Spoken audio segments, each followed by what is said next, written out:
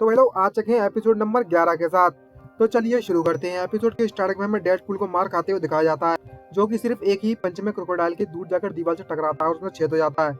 और तभी वो क्रोकोडाइल पंच मारते हुए उससे कहने लगता है, ये काफी दुखने वाला है, याद रखना इस बात को। तुम हमेशा की तरह बहुत ज्यादा सिली बंदे हो।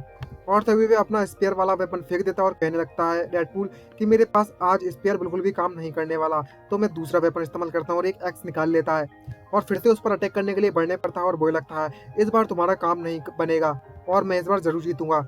लेकिन वो फिर से एक और मौका खाता है और वापस से दीवार से टकरा जाता है और वो फिर से खाता है, एक्स की जगह पर स्किट निकाल लेता है, लेकिन उसका एक भी वेपन काम नहीं करता। अपना ननचक निकाल कर दीवार से टकरा जाता है और इतनी बुरी तरीके से मार खा रहा होता है डेडपूल, इतनी बुरी तरीके से कि हर एक वेपन बिल्कुल काम नहीं कर रहा होता उस क्रोकोडाइल पर। और ये सब वैन देख रहा होता है। ये देखकर तो उसके पसीने पसीने हो गए वैन के। आखिरकार ये बंदा कितना ज्यादा पावरफुल है। और सोचने लगता है, ये बंदा सिर्फ स्ट्रेंथ के साथ ही जाने वाला है क्या? अब मैं क्या करूं इसे बचाने के लिए, और मुझे क्या करना चाहिए इस कंडीशन में? 2 मिनट और 17 सेकंड बचे हुए हैं उस बॉम्ब को फटने में। मुझे जल्द से जल्दी कुछ करना होगा। हमारा टाइम जल्द से जल्द समाप्त होने वाला है। जैसे कि डलान को देखकर लग रहा है कि ये यहाँ से भागने की बिल्कुल बारे में नहीं सोच रहा। इसका मतलब यह हुआ कि वो बहुत ज्यादा इसे हराने के बारे में सोच रहा था और बहुत ज्यादा घबरा रहा था। लेकिन यह जो कमीना क्रोकोडाइल है वो बहुत ज्यादा पावरफुल है और उसे ये हरा नहीं सकता। और तभी वे अपने हाथ में माना खट्टा करते हुए कहने लगता है, मैं सिर्फ वही करूंगा जो मैं कर सकता हूँ इस समय पर, और उसके बाद भाग जाऊंगा यहाँ से। तभी क्रोकोडाइल डेडपूल के पास आता है और उससे कहने लगता है, हे बच्चे, तुमने मुझे बहुत ज्यादा निराश किया है। तुम में तो बिल्कुल भी दम नहीं रही है पहले जैसी, और ना ही तुम्हें ब्लड थर्स्ट रही है पहले जैसा जब मैं तुमसे पहली बार मिला था। और तभी जो डेडपूल होता है वो गुस्से में खड़ा होता है अपनी फुल बॉडी को खोलते हुए और कहने लगता है, अच्छा अब ऐसा लग रहा है कि तुम मुझे बहुत ज्यादा कमजोर समझ रहे हो और समय के साथ तुम तो स्ट्रांग होते जा रहे हो ना। और तभी वो अपने ब्लेड्स निकाल लेता है अपनी पीठ से और अपना फुल ऑर्डर रिलीज करते हुए उससे कहने लगता है, ठीक है, अब तुम्हें लग रहा है कि अब मैं रिलीज कर रहा हूँ अपना ब्लड थर्स्ट, और अपनी फुल स्पीड में उस क्रोकोडाइल की तरफ बढ़ने लगता है। और लेकिन जो क्रोकोडाइल है वो सिर्फ अपने हाथों से ही उसकी ब्लेड को इजीली रोक लेता है बिना किसी परेशानी के। और क्रोकोडाइल इसको देखकर हंसने लगता है और कहने लगता है, तुम तो एक बच्चे हो, तुम्हारे जो हथियार हैं, मतलब तुम्हारे जो खिलौने हैं, वो मुझे चोट नहीं पहुंचा सकते। और डेडपूल के हथियार उस पर बिल्कुल भी काम नहीं कर रहे होते हैं और उसे पीछे ढकेल देता है क्रोकोडाइल। लेकिन जो डेडपूल है वो कहाँ हार मानने वाला, अपनी फुल स्पीड बढ़ाने की कोशिश करने लगता है उस पर अटैक करने के लिए। और दूसरे एंगल से उस पर अटैक करने के लिए टूट पड़ता है ऊपर से और उस पर पीछे से वार तो कर देता है, लेकिन उसका घंटा फर्क नहीं पड़ता। लेकिन जो क्रोकोडाइल होता है वो अपनी पूंछ जोर से पीछे घुमाता है, जिसके कारण जो डेडपूल होता है वो उछल तो जाता है अपने आप को बचाने के लिए और वापस उस पर अटैक करने के लिए रेडी होता है और अपनी फुल स्पीड में उस क्रोकोडाइल पर फिर से अटैक कर देता है। लेकिन वो क्रोकोडाइल अपने हाथ से हार्ड स्किन से उसके अटैक को रोक लेता है और कहने लगता है, डेडपूल, मुझे चाहे कुछ भी हो जाए इसे हराना होगा। हराने के लिए मुझे इतना हो सके उतना तेज इस पर वार करना होगा। और वो फास्टर उस पर अटैक करना चालू कर देता है। लेकिन क्रोकोडाइल की जो स्किन होती है वो बहुत ज्यादा सख्त होती है, जिसके कारण उसके अटैक बिल्कुल भी फर्क नहीं पड़ रहा होता उस पर। और क्रोकोडाइल उससे बहुत ज्यादा थक गया होता है और कहने लगता है, तुम में बस इतनी ही दम है, और सीधा एक पंच घुमाकर उसके मारता है डेडपूल के। और डेडपूल वहीं पर घबराने लगता है उसका पंच देखकर। लेकिन अचानक से जो मेज जाने की वैन होता है वो लाइटनिंग मैजिक उस पर इस्तेमाल करने लगता है। वैन का जो मैजिक होता है उस क्रोकोडाइल को पैरों को चारों तरफ से घेर लेता है उसकी लाइटनिंग बॉल्स, जिसके कारण उस क्रोकोडाइल को जोरदार का झटका लगता है। और क्रोकोडाइल कहने लगता है, जोर का झटका है जोरों से लगा, हाँ लगा। और वो क्रोकोडाइल को इतना झटका देखते हुए जो डेडपूल समझ जाता है कि वैन ने उधर मैजिक किया है और वो वैन की तरफ मुड़ते हुए देखता है यहाँ पर वैन मैजिक कर रहा है और कहना, ये तो मेरा पार्टनर है बे। और तभी ये देखने के बाद जो डेडपूल होता है वो कहने लगता है, ये बिल्कुल सही समय है इस बास्टर्ड को हराने के लिए। तभी जो क्रोकोडाइल होता है वो उस समय कहने लगता है, तू चूजे कहीं की, तेरी हिम्मत कैसे हुई मुझे शॉक देने की। और वो फुल स्पीड में वापस से उस इलेक्ट्रिक शॉक को रोकने के लिए जमीन पर दे मारता है एक मुक्का, जिसके कारण जो डेडपूल होता है वो ऊपर उछलकर उस पर अटैक करने के लिए आने लगता है। और जो क्रोकोडाइल है वो हिल भी नहीं पा रहा है और वैन फुल स्पीड में, जो डेडपूल है वो फुल स्पीड में उसकी तरफ बढ़ रहा है। और लेकिन जो क्रोकोडाइल है वो कहाँ हार मानने वाला, वो अपनी पूंछ एक बार फिर से जोर से घुमाता है, जिसके कारण डेडपूल दूर जाकर गिरता है, क्योंकि उसकी पूंछ में ही इतनी पावर होती है कि उसके लंका लगा दी उसने।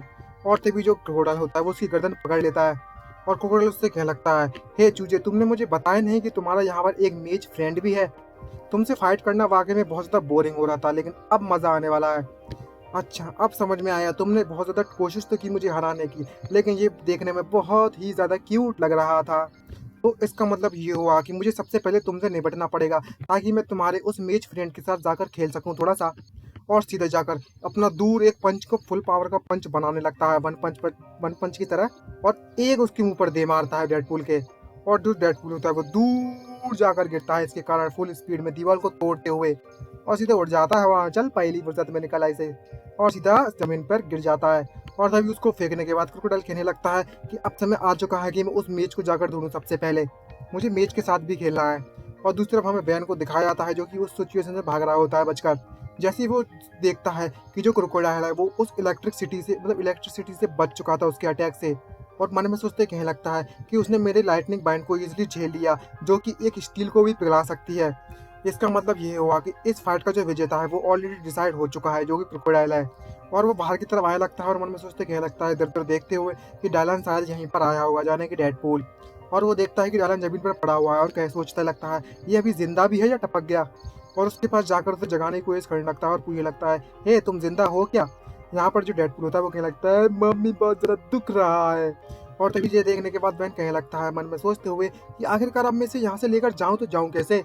खैर अब मेरे पास कोई भी चारा नहीं बचा हुआ है, और अपनी जेब से अपनी जेब से नहीं, अपनी छाती पर हाथ में हाथ रखता है और अपनी फिजिकल बॉडी को एनहेंस कर लेता है, ताकि जो उसकी बॉडी की लंका लगी पड़ी है ना उसको ठीक कर सके थोड़े समय के लिए माना की मदद से।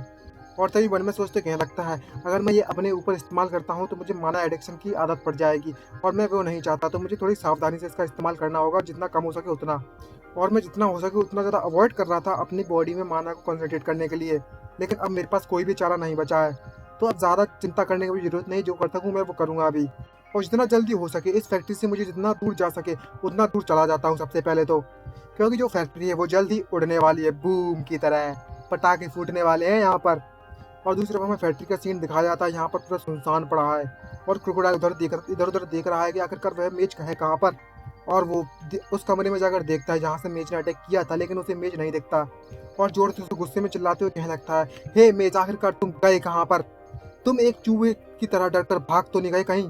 तभी अचानक से उसे कुछ महसूस होने लगता है और क्रोकोडाइल को और कहने लगता है इधर देखते हुए, हे एक मिनट रुको, आखिरकार मुझे ये किस तरीके की फीलिंग महसूस होने में लगी हुई है, यहाँ पर कुछ तो गड़बड़ है। और जैसे ही यहाँ पर कुछ गड़बड़ सोच ही रहा होता है तो जो वैन ने टाइमर लगाया होता है वो टाइम खत्म हो जाता है, और जैसे ही वह टाइम खत्म होता है जो तो स्विच होती है वो आग का दब जाता है, और आग रिलीज होने के बाद उस गैस से मिल जाता है, जिसके कारण वहां पर एक इतना बड़ा धमाका होता है कि वो पूरी की पूरी फैक्ट्री की एल लग गई, और वहीं पर वो फैक्ट्री तबाह हो जाती है।